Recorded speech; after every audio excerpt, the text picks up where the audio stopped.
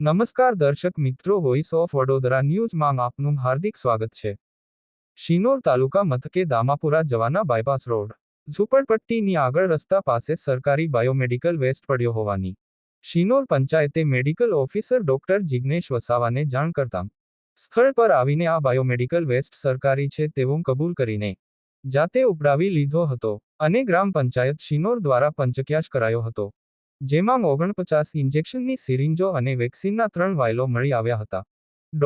આ અગાઉ 35 દિવસ પહેલા અઢી ભાગમાં મહાકાળી માતાના મંદિર પાસે ખુલ્લામાં 5 કિલો જેટલો બાયોમેડિકલ વેસ્ટ જેમાં 100 સાથેની સિરિંજો મળી આવી હતી, જેની કોઈ કાયદેસર કાર્યવાહી મેડિકલ ઓફિસરે કરી ન હોવાના કારણે ફરીથી આવો બનાવ બનવા પામ્યો છે.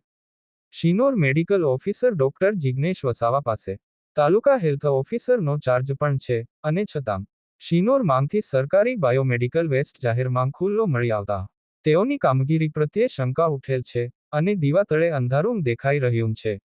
ડોક્ટરના જણાવ્યા મુજબ ફિમેલ હેલ્થ વર્કરોને મમતા દિવસે વેક્સિન મૂકવા માટે આ આપવામાં આવે છે. રિપોર્ટ હસમુખ બાપાલાલ પટેલ, સાદલી, શિનોર.